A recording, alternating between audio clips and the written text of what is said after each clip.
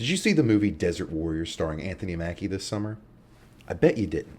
In fact, I bet there's a good chance you don't even know what I'm talking about. Well, really I don't either because I didn't go see it either. But what I do know, it is one of the biggest cinematic flops in history. This movie had a $150 million budget and only returned $500K in the global box office. That's a 99.6% loss. Now, normally if this happened, investors would be financially ruined. But not in this case. So, how did investors burn $150 million and walk away unscathed? Well, that's because members of the House of Saud funded this film. And sure, we all know that the Saudis are wealthy. But today, we're talking about the man who built this wealth. Hi, I'm Crate13, and I'm not wearing pants right now. Today, we're talking about Ibn Saud, the founder and first king of Saudi Arabia, and how his life may have been the most interesting and impactful in the modern era. Abdulaziz bin Abdul Rahman. Abdulaziz bin Abdul Rahman. Abdulaziz bin Abdul Rahman, thankfully known in the West as Ibn, was born in 1876 in the small village of Riyadh, to the ruler of the Emirate of Najd.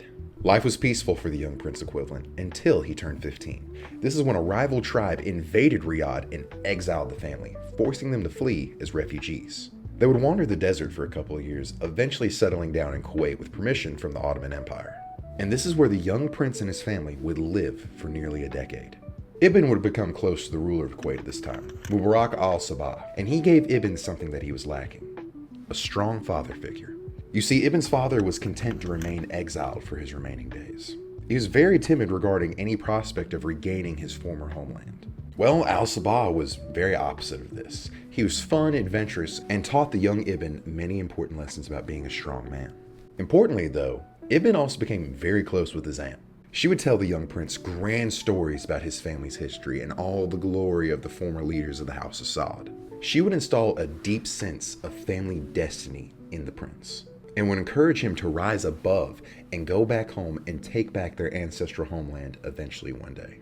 With these two influences on him, Ibn would eventually set out in the desert at the age of 25 in 1901 with his half-brother and a handful of his cousins to launch raids on the reshaped tribe which had exiled him a decade previously. Their campaign across the empty quarter was swift and effective. Ibn would destroy any tribes that allied with the Rashidis, but importantly, he was able to convince many other tribes to join him in his campaign. You see, Ibn Saud wasn't just a military genius. He was also 6'1", which was unheard of in Arab men at the time, and he was extremely charismatic. His literal larger-than-life personality would go on to take him exceptionally far later in this video. But at this point, it helped him accrue a force of over 40 men. At this point, Rashid had asked the Ottoman Empire for help in getting Ibn to stop his raids, as they were beginning to get close to Riyadh. The Ottomans would put pressure on Ibn's father, who would then ask his son to cease his raids and return home. But Ibn didn't listen. Ibn kept his advance moving forward and eventually reached Riyadh with his 40 men. Riyadh had walls around the entire city, but there was a palm tree that was leaning against the walls, and Ibn and his men scurried up the tree, hopped over the walls, and liberated the entire city, killing its governor. It was here Ibn Saud would found the new Saudi state, and he would take the throne that his grandfather had sat in previously. Hearing of his quasi-son's success, Mubarak would send additional forces from Kuwait to help reinforce Riyadh. Many former allies of the House of Saud would rally behind Ibn hearing of his success, and they would help launch a war against the Rashidis. But in 1904, Rashid eventually successfully lobbied the Ottoman Empire to get involved militarily. They would serve crushing defeats to Ibn and his forces, forcing them to fight a guerrilla war against the Ottomans, until the Battle of Rudat Mohana. It was here an outnumbered Saudi force was not only able to defeat the Rashidi Ottoman forces, but were able to kill the commander, al-Rashid himself. Following this defeat, the Ottomans would recognize Ibn Saud as the rightful ruler of this region of Arabia, and with this legitimization, he would go across the Arabian Peninsula, conquering what he could. During this time, he would actually have a falling out with Mubarak in Kuwait, as he believed that Ibn was becoming too powerful and would eventually rival him himself. But these worries never came to fruition, as the First World War would kick off in 1914. At first, Ibn Saud was actually in negotiations with the Ottomans to fight on their behalf. However, the British, seeing a potential ally in Ibn, swooped in with Captain William Shakespeare, no relation to the other one, came in and convinced Ibn to side with the British. The British saw Ibn as a figure that could potentially unite all of Arabia against the Ottomans and help in the war effort. And Ibn agreed, and he would eventually join the war in favor of the British. Anyways, Gallipoli was Gallipoliing, and the Saudis were rapidly expanding. They continued their war even after the First World War ended, until the sick man of Europe was no more. By 1922, Ibn would finish off the last of the Rashidi remnants, and he had effectively doubled his territorial expanse from where he had started. The British would recognize these new expansions in return of Ibn recognizing their hold over Iraq, which he did. By 1925, Ibn had conquered the holiest city in all of Islam, being Mecca, ending over 700 years of Hashemite rule there. He was already the king of Najd, but with this conquest of Mecca and Jeddah, he was proclaimed the king of Hejaz, and he would go on to rule both kingdoms independently from one another for the next 5 years. But soon after this, a religious brigade in his army known as the Ikhwan would rebel against Ibn, as he told them to stop their raids once they began attacking British holdings. Ibn was no fool. He knew the British would blow his shit clean off if he ever went back on a deal he made with them. However, the Ikhwan were full of Wahhabist extremists who saw that anyone who was a non-Wahhabist was an infidel and had to be forcefully converted. Okay, so side note. The Saudis follow a sect of Islam known as Wahhabism, which is a branch of Sunni Islam. There's a lot of details I can get into on what makes Wahhabism different from other branches of Islam, but that video would easily be 3 hours long instead of the 15-ish minutes I'm going for. So to very briefly summarize, Wahhabism is a very Puritan version of Islam that is very strict and very traditional. You know the pilgrims that came to America in the 1600s? Wahhabism is the Islamic version of that. Anyways, the Ikhwan would formally launch the rebellion, and Ibn would fight them for the next 2 years in defense of the British, eventually defeating them in 1929. Now, by this point, nearly the entire Arabian Peninsula had been conquered by Ibn, and now that he had secured peace, he thought to himself, why am I ruling 2 separate kingdoms? So he joined them together, formally announcing the creation of the Kingdom of Saudi Arabia in 1932. Okay, but seriously, I want you to look at this map. Ibn started with a handful of guys and took over a single city, and then he went on to expand his entire territory from 1902 to 1932 by 107,400%. Look, I am not a math guy at all, and I had ChatGPT double check these numbers. And I swear to God, I double checked this like 10 times. $96 million. This is insanely impressive, especially the fact when he started, he was 25. Look, I'm almost that age right now, and all I have to show for my life is this YouTube channel, which I can hope that maybe one day I'll have 107,400% growth. Which also did the math on that, that's like 1.6 million subscribers, so no biggie. But if you do want to help, please like this video and also hype it. It's a little button that should pop up by the comment section after you like the video. It helps a ton. Shameless plug, over. Anyways, not long after the founding of the nation, the Chevron Corporation would discover oil in the deserts of Saudi Arabia.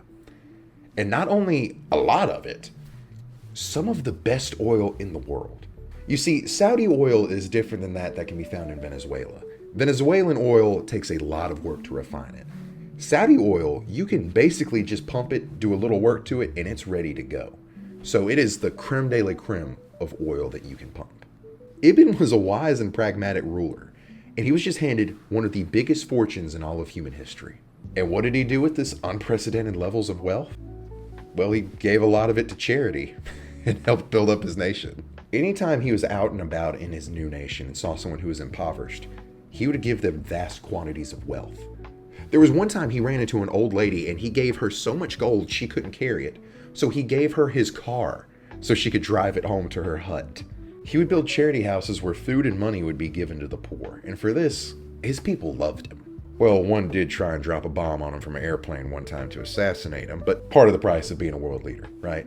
One of his wives did try and poison him unsuccessfully, leaving him blind in one of his eyes. He did end up forgiving her, but still divorced her, which is, fair. And yes, I did say one of his wives, because he had 22 of them. And Ibn put them to use, to say the least. He had 72 children, and he would go on to have a combined 15 to 20,000 living descendants currently. It normally takes a human being 450 years to reach 20,000 descendants. Ibn Saud did it in nearly 100. This man was on a Genghis Khan level run of fertility. Dude had 1,000 grandkids. And he has kids that are still alive to this day. And he was born in 1876. Sorry, this part of the story is just genuinely insane to me. Okay, but fathering a county's worth of people actually wasn't his most impactful contribution in his life. That title goes to his meeting with Franklin Delano Roosevelt in 1945 at the twilight of not only World War II, but FDR's life. During a majority of the war, Ibn had been neutral, but had been leaning towards the Allies due to his favor of his British allies. In this meeting, the next 80 years of US foreign policy would basically be decided due to the great rapport the two leaders established with one another. They would bond over their shared disabilities because at this point Ibn was struggling to walk, so FDR gifted him one of his wheelchairs. And Ibn Saud gifted him a diamond-encrusted sword in return, which my dumb ass imagines Ibn Saud seeing this wheelchair and be like, oh. And then he pulls out a Minecraft diamond sword. And like, this is our finest weapon. And it being this major foreign policy moment. It's not funny, I know. But Ibn would love the Americans, choosing primarily to do business with them. He even was quoted as saying, I would rather go into debt to an American than do business with any other nation. But this friendship set the stage for 1974 after the oil crisis, where Saudi Arabia and the United States would come together and they would decide that the petrodollar would become the new global currency. The Saudis would agree to only sell oil in the US dollar, and in return the United States would give them unprecedented military protection to the regime and nation. And this would set the stage for the United States becoming the global dominant power that it has been up until this week. In his final years, Ibn would convince Aramco, the oil company in Saudi Arabia run by the Americans, to build a railroad from the coast to Riyadh at great expense to themselves in order to help the city. And Riyadh would boom from this, going from a small desert village to the giant city that it is today. By the time he was dying, there was a feud developing in the House of Saud between Ibn's oldest and second son on who would inherit the throne. Ibn's second son, Fasil, by all accounts, was way more experienced and the right man for the job. But the older brother had the better claim, and he would potentially destroy the kingdom in a civil war if he was not appointed king. So Ibn left his firstborn son as heir, even though he wished Fasil would have been king, in order to save the kingdom. As he lay on his deathbed with both of his sons beside him, he would look at them both and say his last words, "You are both brothers. Unite." He would then pass away from a heart attack. His sons, for a while, would honor their father's death wish, but Fasil would eventually overthrow his brother, and then would be murdered. The House of Saud's pretty crazy. But as awesome as Ibn was, he did have his flaws.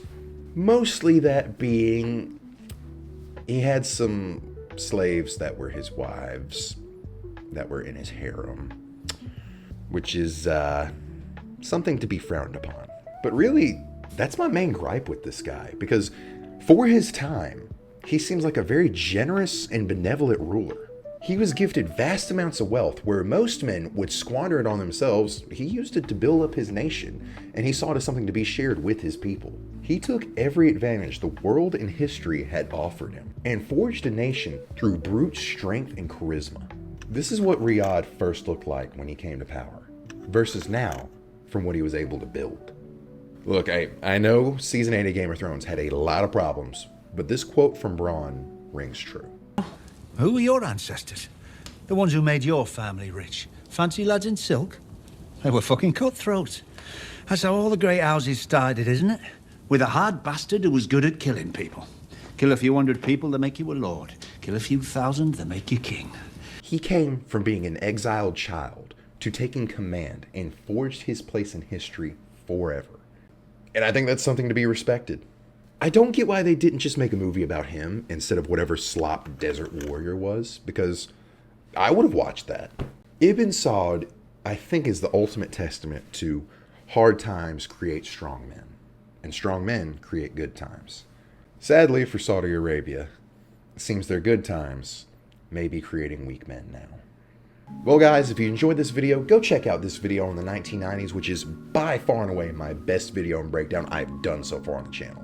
This video topic was decided by channel members in a channel member only poll. So if you want to say on what my next video is going to be, you also get access to the Discord, which is a lot of fun, and your name featured right here. Last PSA, new merch just dropped recently. I love it. I'm proud of it. Some of my best designs. Go check it out. But other than that, I hope you enjoyed whatever food you decided to eat or whatever poop you decided to poop when you sat down and watched this video. I'm Crate13, and I hope you have a blessed day.